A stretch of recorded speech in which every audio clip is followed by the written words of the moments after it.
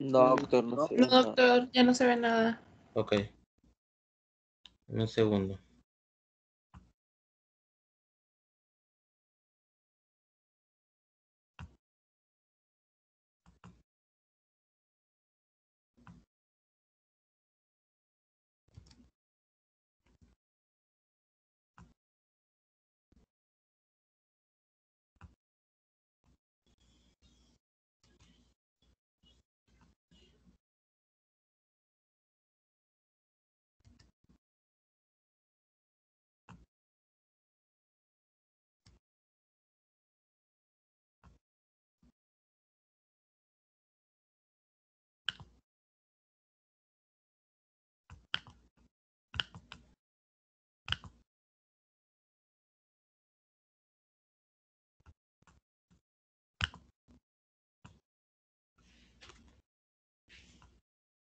¿Ahí está viendo el caso clínico?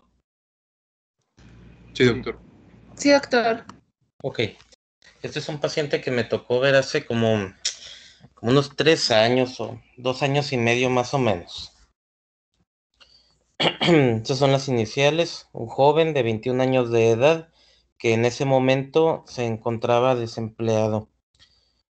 Dentro de sus antecedentes tenía una carga genética para alta presión por parte de su abuelo, tenía diabetes, la abuela materna, su madre tenía sobrepeso, hiperplasia endometrial y el padre de este paciente, de este joven, había fallecido hace meses por complicaciones de VIH. Pocos saben de él porque sus papás estaban separados y no sabían de él en muchos años hasta que supieron que se había muerto y que tenía SIDA cuando murió.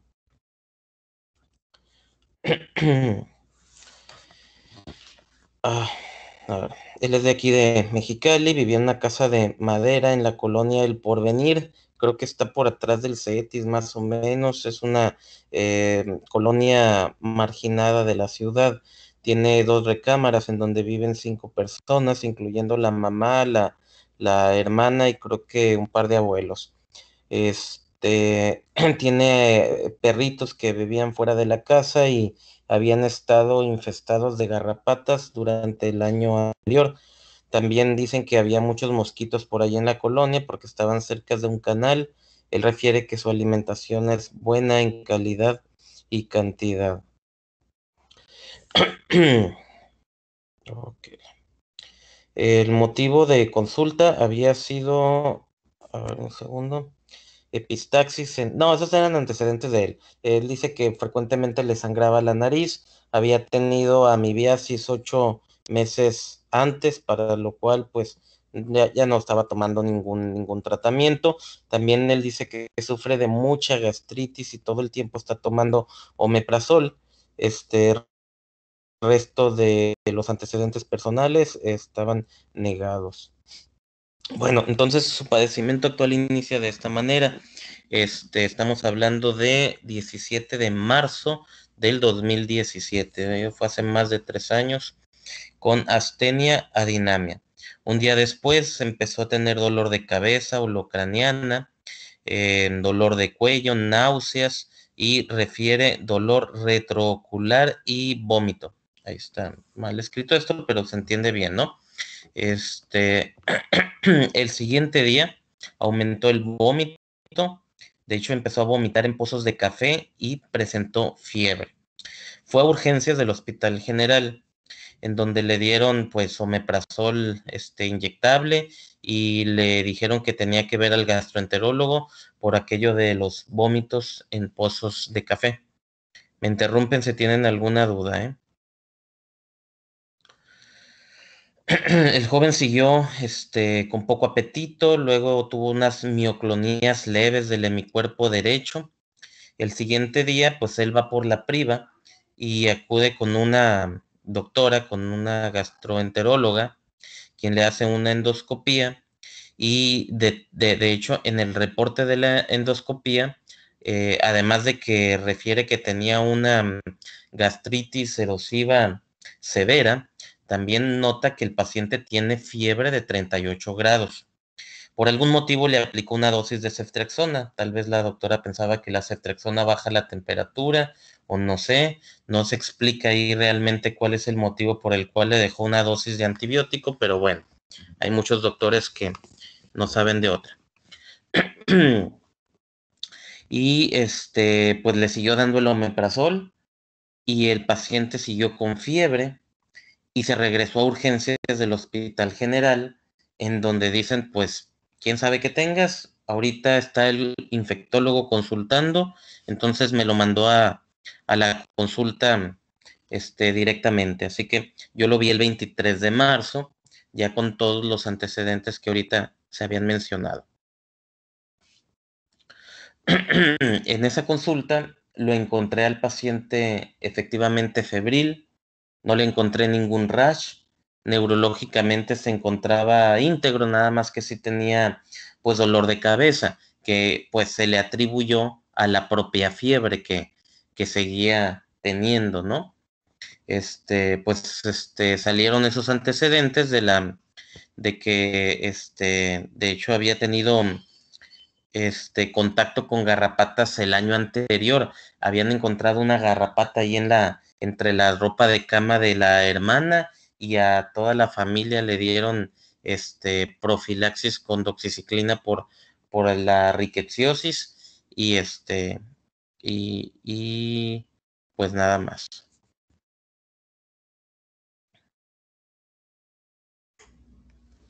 Bueno,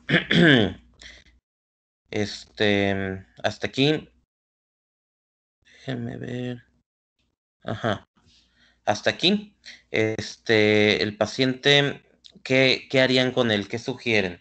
¿Qué estudios le harían? Cuando llegó a mi consulta aquí el 23 de marzo, así como se los platiqué.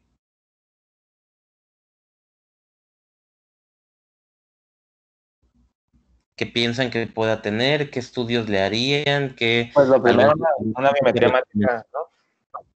¿Mande? Lo primero sería una biometría hemática.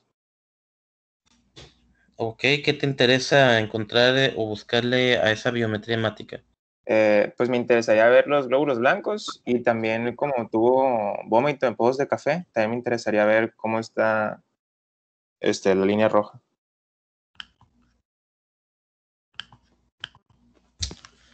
A ver, ya se me trabó esto. ¿Sí me están escuchando todavía? Sí, doctor. Ok. Bueno, ¿qué más? ¿Qué se encontró? Doctor, Perdón. A ver. ¿Se encontró algo en la endoscopía? Quizá como diferencial o En la probablemente. endoscopía lo único que encontraron fue gastritis erosiva Ok. ¿y y no se fiebre. puede ir ya directo a hacer el antígeno NS1? Por lo que ya tiene toda la clínica y como ya hizo el diagnóstico clínico, no se podría ir a hacer ya ese. Porque tenía Ok, factores de riesgo. Por eso digo. ok. Antígeno NS1. ¿Quién habla? Bojorquez. Ok. ¿Qué más le harías, Bojorquez? O te esperas el resultado, porque el antígeno es NS1, si yo lo pido ahorita, probablemente lo tengo mañana. Ajá, y me espero a que... Mientras tanto, nos esperamos el resultado. Ajá, y ya pues si si es positivo, pues es probable que sí tenga dengue. Ok. ¿Alguien más? Biometría y antígeno NS1. ¿Algún tratamiento? Esperamos esos resultados nada más.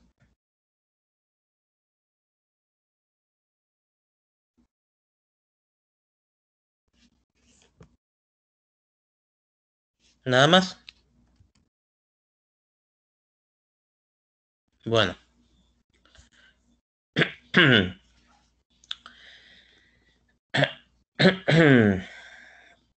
Ese paciente, ante es que no hemos visto el tema de fiebre manchada. Sin embargo, es importante considerarlo dentro del diagnóstico diferencial. Estoy hablando de la famosa rickettsiosis, ¿verdad? ¿Sí me están escuchando todavía? Sí. Sí, doctor. Sí, todo escucho. Entonces, la rickettsiosis es una enfermedad que se tiene que tratar muy oportunamente, ya que tienes una ventana terapéutica muy cortita. Y si te esperas a tener todos los estudios que muchas veces ocupas para asegurar el diagnóstico, probablemente estarías dando un tratamiento tardío. Así que, pues normalmente se recomienda, si sospechas la enfermedad, empezarlo a tratar en lo que tienes los resultados de los estudios que ocupes. No tenía ningún rash, no tenía las típicas manchas de la fiebre manchada. Sin embargo, no son indispensables para el diagnóstico. Hay muchos casos que no tienen ningún rash en los estadios iniciales de la enfermedad. Entonces, se le ofreció un tratamiento empírico con doxiciclina para fiebre manchada, porque tenía pues al menos el riesgo de la exposición a garrapatas allí en donde él vivía, sin dejar de considerar dengue. Entonces, se le pidieron anticuerpos para fiebre manchada y obviamente anticuerpos para dengue, y el antígeno NS1 desgraciadamente no nos lo corren, hasta donde yo recuerdo, creo que no nos los está corriendo el laboratorio estatal, pero sí obviamente hay que solicitarlo cuando estamos dentro de la primera semana de la enfermedad, ¿verdad? Bueno, entonces el paciente no mejoró con esa doxiciclina. Se le dio obviamente los datos de alarma y se le dijo que si se sentía peor, pues que regresara a urgencias, y eso es lo que hizo.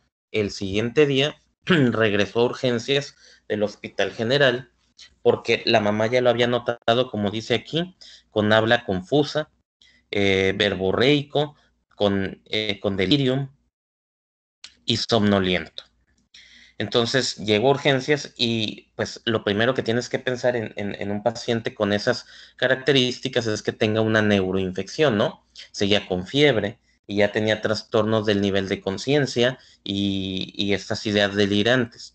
Entonces se sospecha que tenga una neuroinfección y lo primero que se tiene que hacer es una punción lumbar. Obviamente se le hizo una tomografía del cráneo en donde pues se describe normal, y pues le hacen la punción lumbar y suspendieron la doxiciclina porque dijeron, no, pues esto ya es una neuroinfección, no es una rickettsiosis, no es una fiebre manchada, y le empezaron a ciclovir ante la duda de que pudiera ser una encefalitis por herpes, y se hospitaliza a medicina interna. A la exploración física, pues es un hombre que tiene una edad aparente igual a la cronológica, está desorientado en espacio, en tiempo, el lenguaje está desorganizado, desarticulado, tenía nistagmus horizontal hacia la izquierda, tenía rigidez de nuca, signo de Kernig y Brudzinski positivos. El resto de la exploración hasta aquí estaba normal, tórax normal, los campos pulmonares se escuchaban bien, no había ruidos agregados. Nada más llamaba la atención que tenía algo de taquicardia nuevamente, tal vez asociado a la fiebre. El abdomen no tenía nada de relevancia. Las extremidades tenían algunos movimientos mioclónicos involuntarios del hemicuerpo derecho. Y estos son los laboratorios básicos de ingreso. Tiene una hemoglobina normal de 13 gramos. Tiene leucocitosis normal de 7.700 leucos con predominio de neutrófilos, 90% son neutrófilos. Las plaquetas están un poquito bajitas, en 123.000. Acuérdense, lo normal es de 150.000 a 450.000. Nada preocupante arriba de 100.000 plaquetas, pero bueno, está debajo de los niveles normales.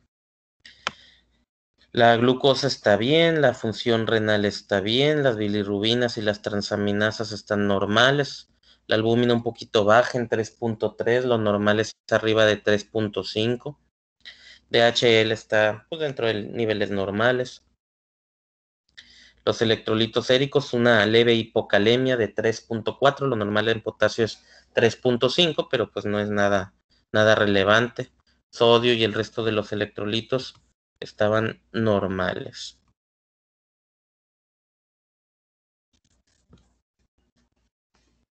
Tiempos de coagulación sin ninguna alteración y se le hizo un perfil viral, pues por ser un hombre en edad reproductiva con fiebre, sin un diagnóstico claro y con una encefalitis.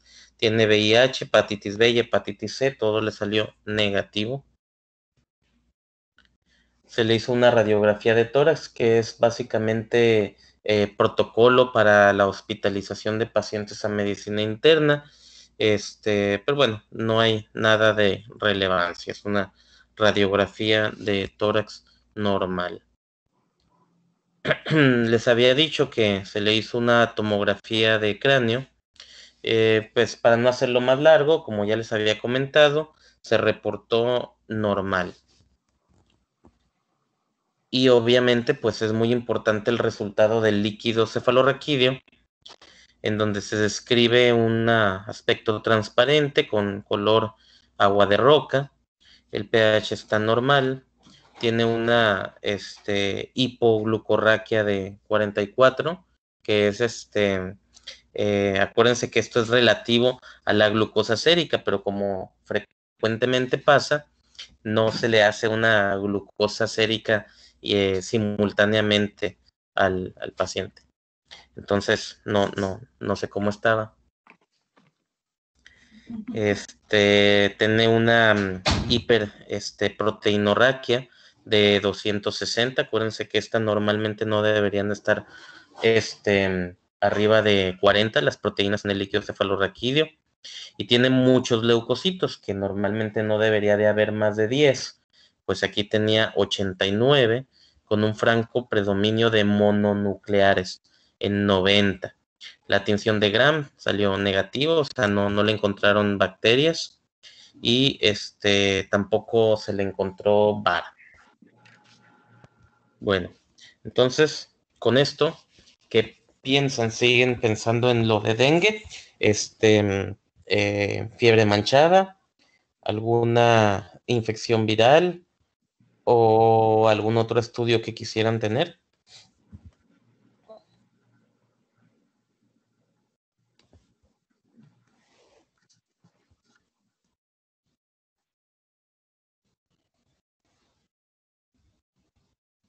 ¿Alguien?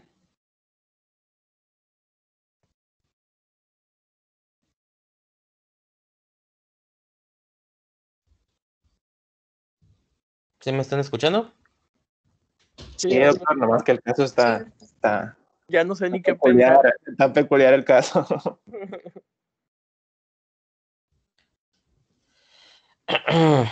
Doctor, ¿hubo mejoría con el aciclovir? No, hasta este momento todavía el paciente se encuentra pues en las mismas condiciones. La verdad es que tampoco ha pasado mucho tiempo. El paciente lleva prácticamente 48 horas en el hospital. Entonces todavía no hemos visto ninguna mejoría. Doctor, ¿y podríamos realizar un PCR múltiple para confirmar, bueno, por posibilidad de encefalitis, de meningitis por virus? Sí, como ya les había comentado, ese PCR múltiplex es algo deseable en todos los casos de neuroinfección, sobre todo para descartar pues algo más, ¿no? O tratar de encontrarle una explicación al caso. Sin embargo, en ese entonces, hace 3 años, el único que hacía ese PCR era el Almater y costaba 12,000 pesos. Sí seguía valiendo la pena, pero la verdad es que no había los recursos para que lo pudieran pagar. Entonces no se hizo, pero es una prueba muy deseable. ¿Qué más?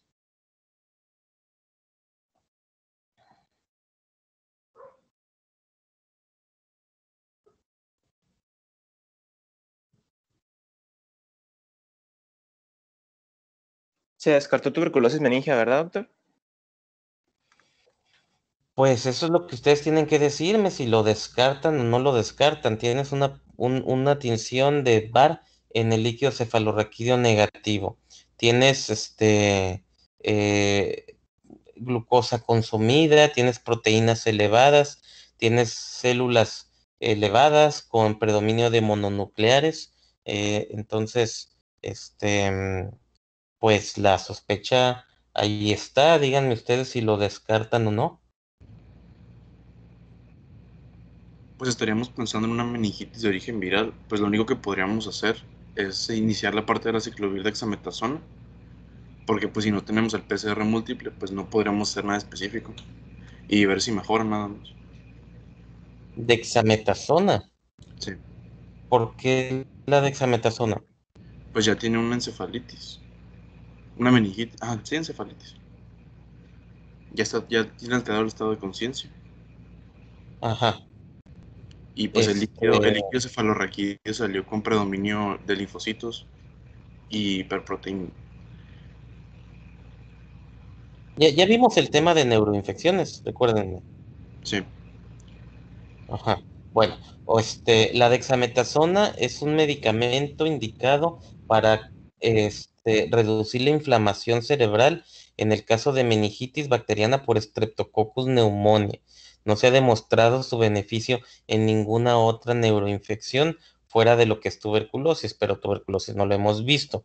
Sin embargo, en el caso de meningitis viral, meningitis aséptica, encefalitis viral, no se ha demostrado el beneficio de la dexametasona, para nada, ¿eh? Ahí, estoy de acuerdo en que tenemos un diagnóstico de una encefalitis, parece ser viral. La verdad es que lo de tuberculosis no se ha descartado, pero bueno, no hemos visto el tema de TB, pero un solo tinción de VAR negativa es lo mismo que nada, ¿eh? Realmente eso no te sirve para descartar la enfermedad en lo más mínimo. Entonces, todavía está ahí la sospecha de la meningitis tuberculosa, porque el predominio de células en tuberculosis, pues son mononucleares. Entonces, creo que lo bacteriano sí lo pudiéramos descartar.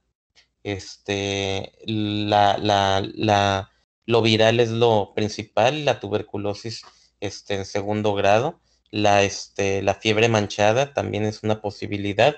Y pues seguimos ahí con lo de dengue, que la verdad, pues sería lo menos probable. Bueno, entonces, lo bacteriano, como les digo, yo creo que lo podemos descartar, en base a las características del predominio mononuclear. La meningitis tuberculosa no está descartada. La encefalitis viral es la principal posibilidad. Criptococosis también se caracteriza por un predominio de mononucleares, pero es muy raro la criptococosis en un paciente que no tiene VIH. Y acuérdense que ya le hicimos un panel viral y salió negativo. Entonces, creo que la criptococosis es lo menos probable. Entonces, ¿qué más estudios habría que considerar en este paciente? Acuérdense que se le habían pedido estudios para, para el dengue que salieron más adelante, y lo de fiebre manchada. Ah, mire, sí le hicieron del múltiplex, ya ni me acordaba.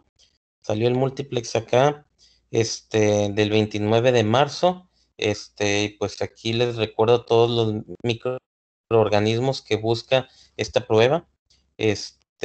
Bacterias, virus, y pues todo salió no detectado. No, pues Esto salió la fue hecho misma, a los 2 días de que el paciente había llegado. ¿Mande? salió la misma. No sirvió el multiplex. Pues sirve para descartar todo eso, ¿no? Se Doctor, le hizo pero para poder- ¿Mande? ese PCR abarca también lo que es rickettsiasis. No lo observé. No, no busca rickettsiosis este panel. Entonces nos podríamos ir por algún aislamiento de rickettsia en sangre.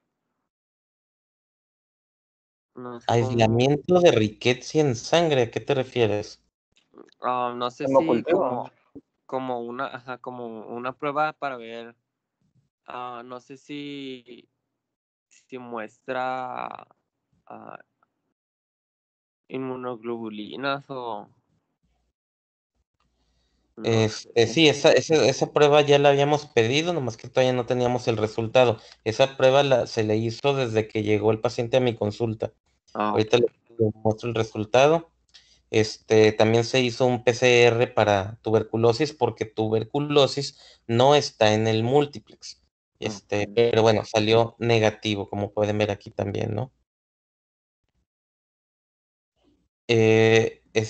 Aquí tenemos el panel que nos hacen para enfermedades febriles. Y sale aquí se le hizo un PCR para riqueza que estaba negativo.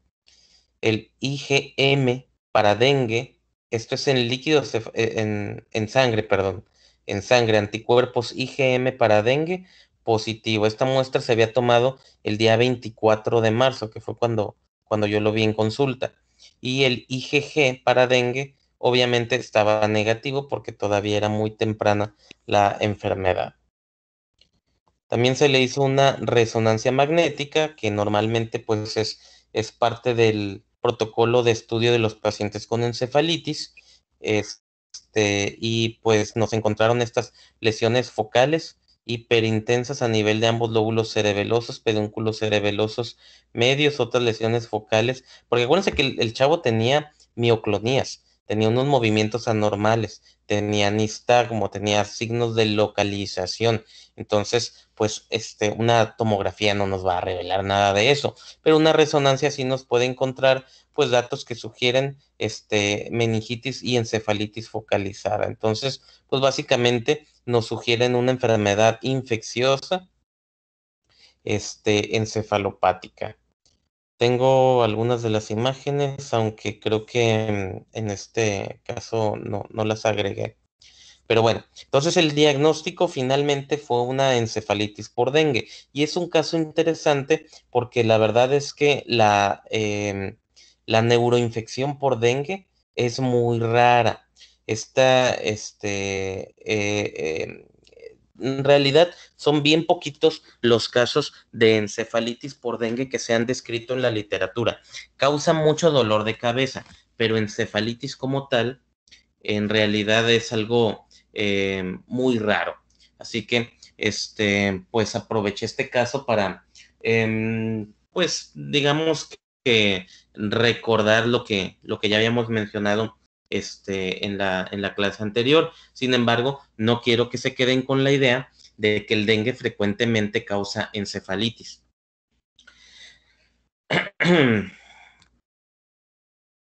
Bueno. Es muy raro entonces. Sí, en realidad este es un caso muy raro que hemos querido publicar, sin embargo, no nos hemos puesto las pilas, ya tenemos escrito el caso, pero no lo hemos enviado a ninguna revista aún.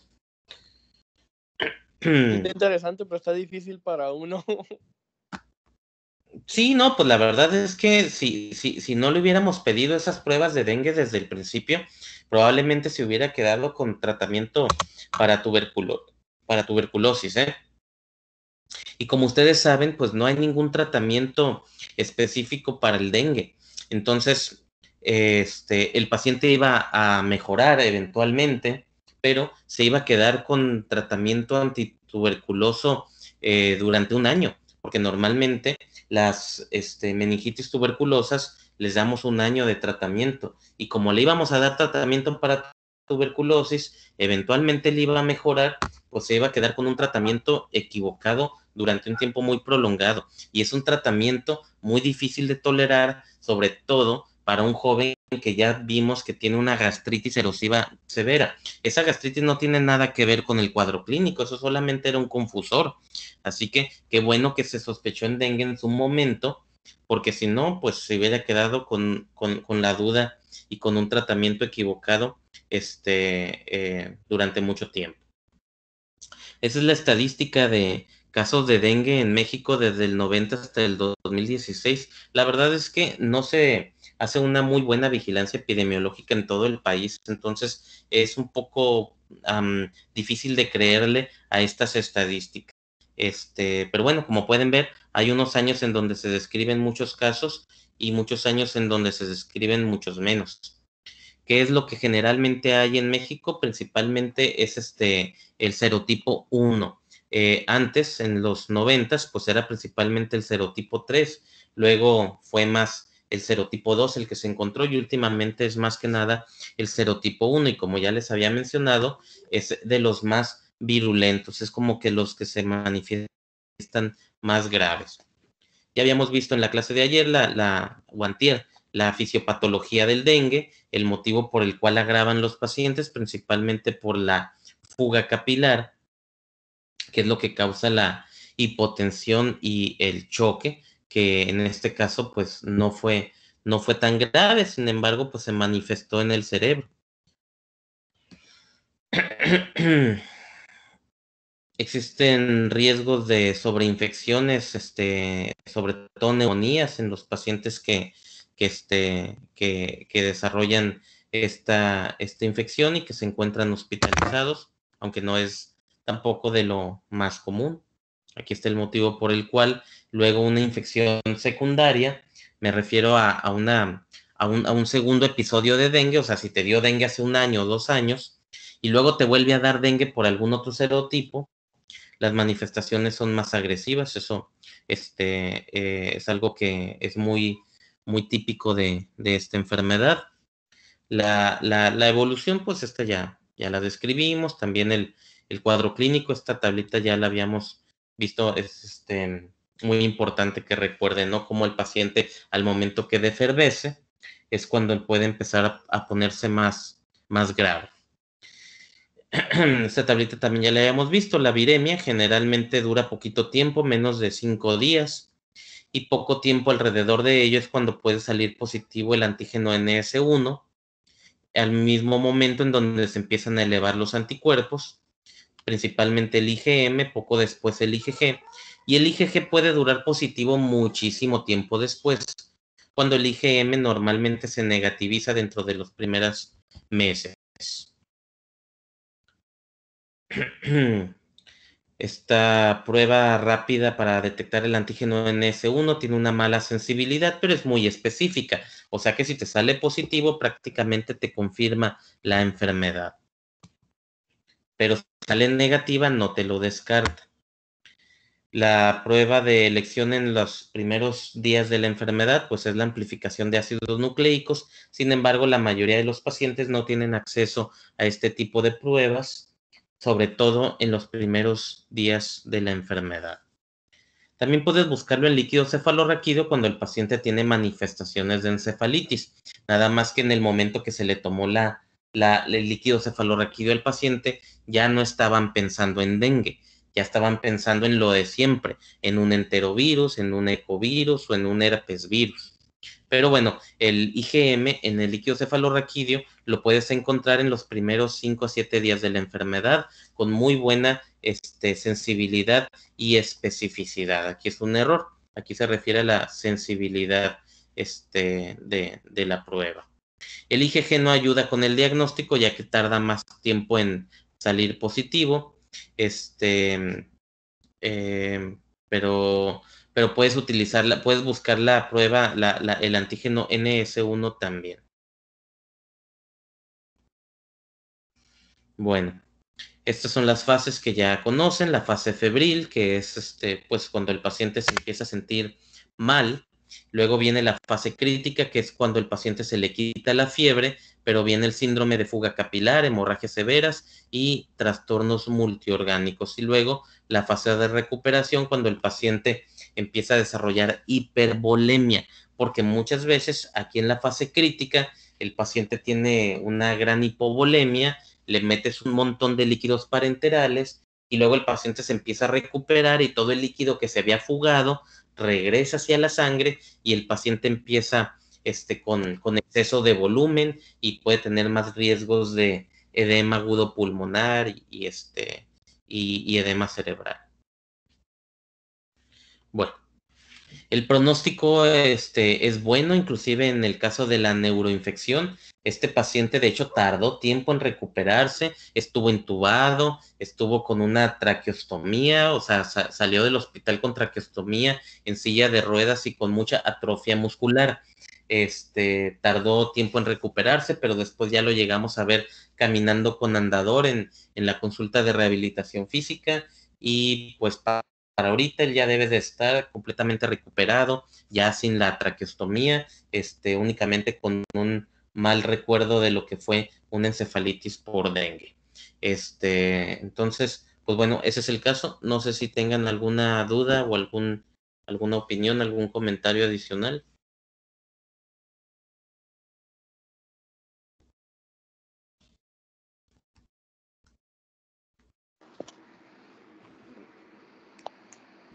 No, yo no tengo ninguna. Se me hizo interesante porque está complicado. Pero está interesante. Yo me hubiera quedado con tuberculosis, la neta. Pues sí, cualquiera nos hubiéramos quedado con el diagnóstico de tuberculosis si no se le hubiera hecho la prueba en su momento, ¿no? Entonces aquí la clave es sospechar en las enfermedades de temporada. Pues en Baja California, en el verano, tenemos circulación de dengue, que igual este año yo creo que hemos tenido bien poquita, no tengo los números, pero creo que tenemos muy poquitos casos de dengue en el estado, ningún caso grave. Tenemos fiebre manchada, pero la verdad es que ha disminuido significativamente.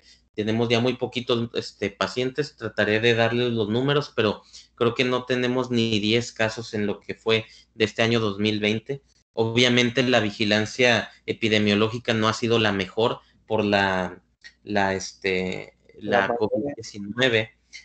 Sin embargo, pues todavía tenemos ahí esos casos, así que si ustedes no piensan en esto y se quedan como todos los médicos generales en donde cualquier fiebre, pues dale antibiótico y dale antipirético y hazle laboratorios generales básicos, pues no vas a detectar este tipo de pacientes como el que vimos el día de hoy. Así como la gastroenteróloga que lo encuentra febril y pues le suelta ahí una ceftriaxona porque pues quién sabe qué vaya a hacer, pero pues más vale, ¿no? Darle un antibiótico que no sé ni para qué se lo estoy dando.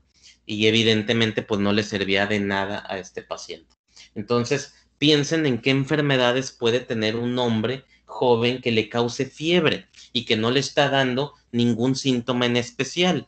Tiene a lo mejor una gastritis, pero eso no le está explicando la fiebre. Estamos en temporada de riqueza, bueno, entonces mejor dale una doxiciclina. Estamos en temporada de dengue, pídele pruebas para dengue. Vive en una zona endémica de mosquitos, pues entonces con más razón pídele anticuerpos para dengue. Si no se lo hubieran hecho, pues entonces efectivamente nos hubiéramos quedado con tratamiento para tuberculosis porque el paciente se iba a recuperar eventualmente. Entonces hubiéramos dicho, pues nunca le encontramos la tuberculosis, pero estamos en riesgo de tuberculosis y mejoró con tratamiento de tuberculosis, entonces lo hubiéramos condenado a 6 a 12 meses con un tratamiento que solamente le iba a complicar más su gastritis. Entonces, aquí el mensaje es: consideren las enfermedades que circulan en las diferentes temporadas. Ahora en un par de meses vamos a entrar en temporada de influenza, entonces cualquier fiebre, pues no piensen que vaya a ser dengue, no piensen en fiebre tifoidea, no piensen en rickettsiosis, tendrán que pensar en influenza, tendrán que pensar en COVID-19 y en neumonías bacterianas también, ¿verdad? Bueno, está bien, entonces el lunes continuamos con el tema de fiebre manchada, ¿de acuerdo? Ok. Gracias, doctor. Hasta luego, pasen buen día. Igualmente, doctor.